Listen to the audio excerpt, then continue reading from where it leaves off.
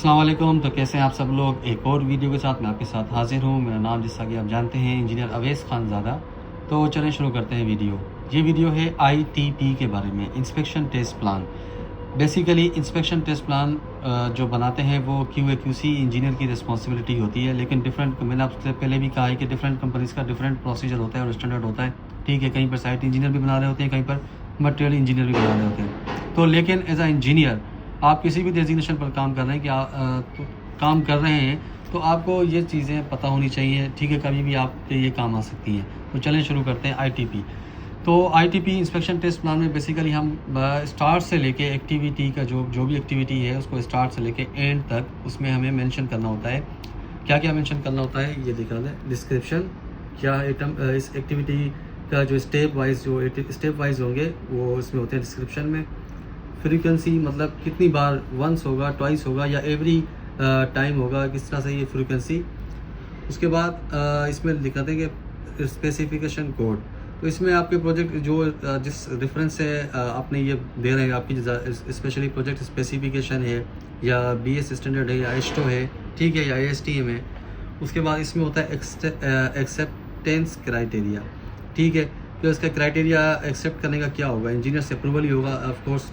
ठीक है, तो एज अ कॉन्ट्रैक्टर में है तो आपने ये कॉन्ट्रैक्टर ही बनाता है वैसे तो। ठीक है, और वेरीफाइड डॉक्यूमेंट्स कौन करेगा। ठीक है, कौन कौन से होते हैं वेरीफाइड डॉक्यूमेंट्स इसमें लिखना है, इसमें जो जिसको हम फॉलो कर रहे हैं, वेरीफाइंग डॉक्यूमेंट्स। ठीक है, उसके बाद है ये सेक्शन बहुत इंपॉर्टेंट होता है।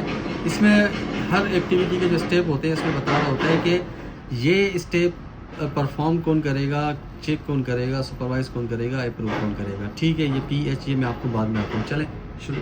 अब जैसे ये जो एक्टिविटी है ये है H-beam and concrete panel installation.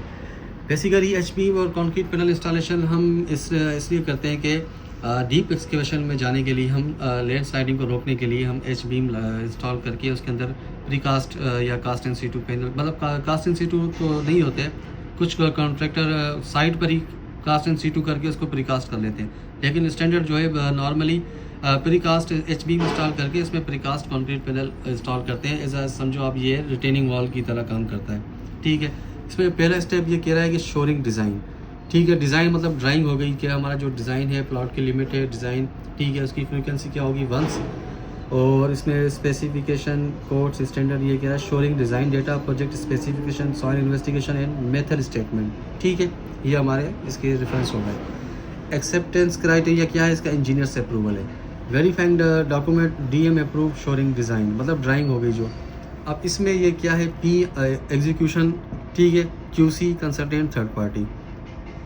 अब इसमें एग्जीक्यूशन इसको क्या करेगा, P मतलब परफॉर्म करेगा, एग्जीक्यूशन इसको बनाएगा। और QC आ रहा है H के अंदर, तो H का मतलब होता है होल्ड। तो QC पहले इसको चेक करेगा, उसके बाद कंसल्टेंट के पास जाएगा इंस्पेक्शन के लिए। कंसल्टेंट इसको रिव्यू करेगी और अप्रूवल देगी। ठीक है, थर्ड पार्टी जो होगी हमारी इसमें नॉट रिक्वायर्ड होती है ज़्यादातर। आप इसको नॉट रिक्वायर्ड ही लिख सकते हैं अगर आप बना रहे हैं तो। अगर ये आप अपने जो एज पर प्रोजेक्ट स्टैंडर्ड है उसमें आप कर सकते हैं, लेकिन ज़्यादातर थर्ड पार्टी नॉट रिक्वायर्ड होती है। ठीक है, तो ये है क्या, ये मैं आपको बता दे रहा हूँ। देखिए आप यहाँ पर है लीजेंड्स आपने लिखने पड़ते हैं लाजिम है इसमें। ये क्या है, approval of inspection test A, और ये कह रहा है कि होल्ड। ठीक है, उसके बाद ये है परफॉर्मर और N not required, R review, witness, surveillance. ये पॉइंट्स होते हैं इसके अंदर। तो उसके बाद स्टेप बाय स्टेप डिज़ाइन हो गई, फिर H-beam and concrete panel installation once जो बस। ठीक है, सबसे पहले क्या होता है, ये हो गया मेथड स्टेटमेंट। ठीक है, उसके बाद कंस्ट्रक्शन एक्टिविटी आ गई step by step, setting out करेंगे। ठीक है, उसके बाद हम सेटिंग आउट के बाद इंस्टॉल करेंगे अपना H-beam इंस्टॉल करने के बाद उसके बाद इंसर्शन ऑफ कंक्रीट पैनल, जैसे मैंने आपको कहा था। ठीक है, उसके बाद क्या होता है, डॉक्यूमेंटेशन में क्या होता है, डेली साइट रिपोर्ट है, सर्वेइंग शीट है, वर्क इंस्पेक्शन रिक्वेस्ट है।